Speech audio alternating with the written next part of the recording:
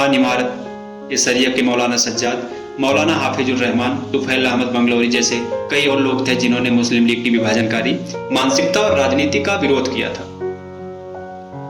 मुस्लिम league Bharat के बहुसंख्यकों पर वर्चस्व का माहौल बनाने का आरोप लगाती रही और अल्पसंख्यकों को असुरक्षित बताती रही। इसके पीछे कांग्रेस में शामिल हिंदू समर्थक और हिंदू महासभा के नेताओं द्वारा भारत माता की जय, मातृभाषा और गौ माता को लेकर नारेबाजी को भी कारण बताया गया।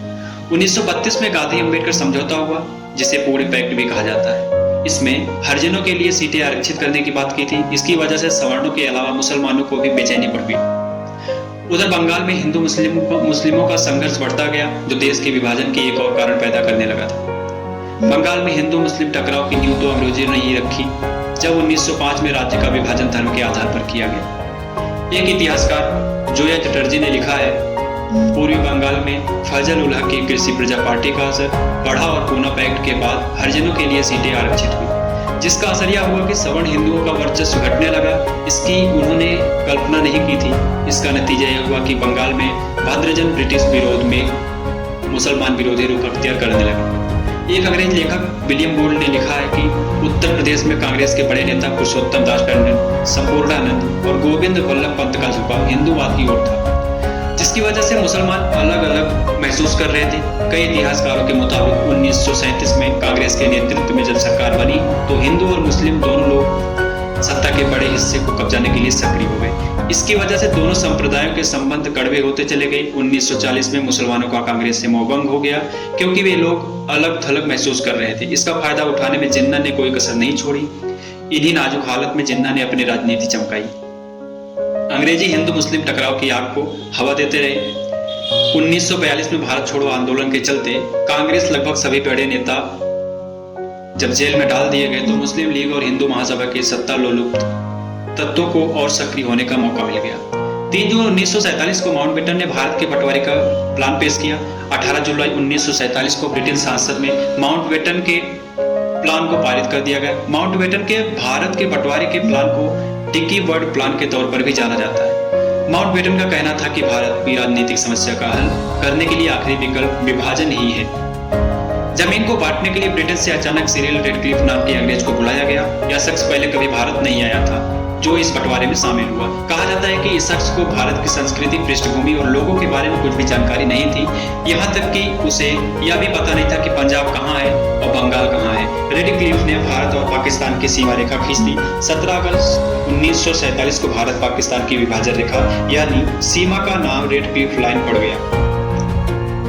विभाजन के बाद लाखों लोग अपने ही देश में शरणार्थी बन गए। करीब 1.25 करोड़ लोग को अपनी जगह छोड़ विस्थापित होना पड़ा। इस दौरान व्यापक स्तर पर सांप्रदायिक दंगे हुए, जिनमें मरने वालों की संख्या की गिनती नहीं थी। हालांकि छिटपुट दंगे आजादी की घोषणा से पहले होने लगे थे। विभाजन के बाद लाखों लोग पैदल और बैलगाड़ियों के सहारे अपने पुरखों की जमीन छोड़ पलायन करने को मजबूर हो गए। वहीं रेलगाड़ियों की छत तक लोगों को पैर रखने की जगह नहीं बची थी। पलायन के दौरान कई घर तबाह हो गए। दंगों में उनके अपने मारे गए। आजादी के बाद भारत के पहले प्रधानमंत्री जवाहरलाल नेहरू तो पाकिस्तान के लियाकत अली खान बने थे। पाकिस्तान बनने के 13 महीने बाद मोहम्मद अली जिन्ना की मौत हो जाती है। पाकिस्तान 14 अगस्त की रात 12 बजे से भारत से अलग महसूस करने लगा और पूर्ण रूप से भारत से अलग हो भी गया। पाकिस्तान में स्वतंत्रता दिवस भी 14 अगस्त को मनाया जाता है, लेकिन हर साल रेडियो पाकिस्तान के जरिए जिन्ना की आवाज में बधाई का पहला संदेश सुनाया जाता है, जिसमें वो कह रहे होते हैं कि 15 अगस्त की आजाद सुबह पूरे राष्ट्र को मुबारक हो।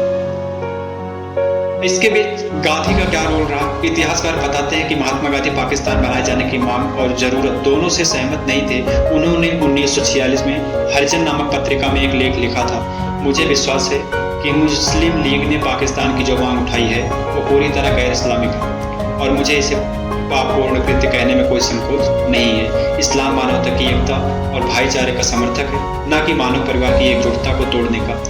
जो तत्व भारत को एक दूसरे के खून के प्यासे टुकड़ों में बांट देना चाहता है वो भारत और इस्लाम के शत्रु हैं। भले ही वो मेरी देह के टुकड़े कर दें, किंतु मुझसे ऐसी बात नहीं बनवा सकते जिससे मैं गलत मानता हूँ। गांधी के इस स्टैंड के बावजूद कई लोग उन्हें आगे बंटवारे का जिम्मेदार मानते हैं और यह भी कहा जाता है कि नाथूराम गोडसे ने बापू की हत्या उन्हें बंटवारे का जिम्मेदार मानते हुए की थी। इस यात्रा के साथ हमने देखा कि भारत पाकिस्तान विभाजन की कहानी में कई अहम पहलू और कारण थे, लेकिन यह एक महत्वपूर्ण सीख देता है कि हमें समरसता, एकता और समझदारी का महत्व समझना होता है। धन्यवाद गांधी जी और अन्य महान नेताओं ने हमें यह सबक सिखाया कि हम सभी एक हैं और हमें एकत्र रहकर आगे बढ़ना होता है। यदि आपको यह वीडियो पसंद आया हो तो कृपया हमारे चैनल को सब्सक्राइब करना ना भूलें।